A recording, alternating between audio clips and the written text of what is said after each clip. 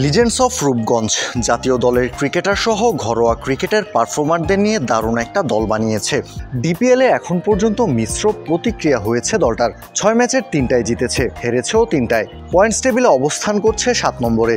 12 দলের টুর্নামেন্টে 6 ম্যাচ পরে 7 নম্বরে থাকাটা মোটেও কাম্য না দলটার কাছে। তারকা ঠাসা দলে একাদশ সাজাতেও বেগ পেতে হয় ম্যানেজমেন্টকে। ব্যাটে বলে দারুণ সম্ভাবনাময়ী ক্রিকেটার চৌধুরী মোহাম্মদ রিজওয়ানকেও তাই নিয়মিতই বসে থাকতে হচ্ছে বেঞ্চে। মাঠে নামার সুযোগ হয়েছে 6 ম্যাচের মাত্র একটাই, সেটাও মোহামেডানের মতো বড় দলের বিপক্ষে, যেখানে ব্যাট হাতে খুব একটা আলো ছড়াতে পারেননি 20 বছর বয়সী রিজওয়ান।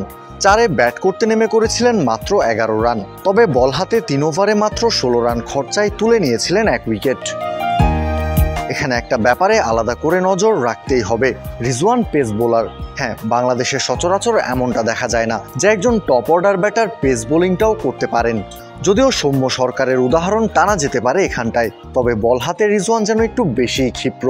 জীবনের সব আয়োজন এখানে একসাথে।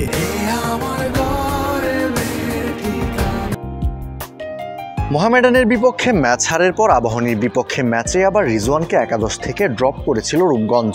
সেই ম্যাচেও পাল্টায়নি ভাগ্য, হারতে হয়েছে আবাহনীর বিপক্ষেও। তবুও হাল ছাড়ছেন না রিজওয়ান, নিজেকে প্রমাণের আরেকটা সুযোগ পেতে মরিয়া এই অলরাউন্ডার।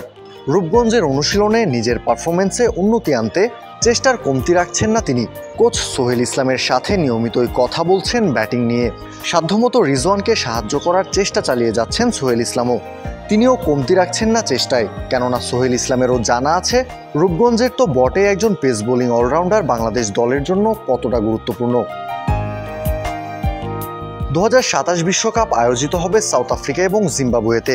কন্ডিশনের হিসেব কষলে একজন পেস বোলিং অলরাউন্ডার স্কোয়াডে নিয়ে যেতে পারলে বাংলাদেশ দলের জন্য সেটা হবে বড় অ্যাডভান্টেজ। একাদশে খেলাতে পারলে একজন বাড়তি ব্যাটার এবং পেসারের সার্ভিসটাও পাওয়া যাবে। বর্তমানে বাংলাদেশ দলের রাডারে নেই প্রসিদ্ধ কোনো পেস বোলিং অলরাউন্ডার। দীর্ঘমেয়াদী পরিকল্পনা করলে রিজওয়ান হতে পারেন এই সমস্যার দারুণ এক সমাধান, তবে সেই পথ অনেক লম্বা। প্রতিটা ধাপে নিজেকে প্রমাণ করতে হবে রিজওয়ানকে। সুযোগ পেলেই জ্বলে উঠতে হবে ব্যাটে বলে, তবেই না সুযোগ মিলবে জাতীয় দলে। আপাতত পরীক্ষাটা হবে সুযোগ পেলে ডিপিএলে পারফর্ম করা। কাউসার শান্ত, ক্রিক ফ্রেঞ্জি।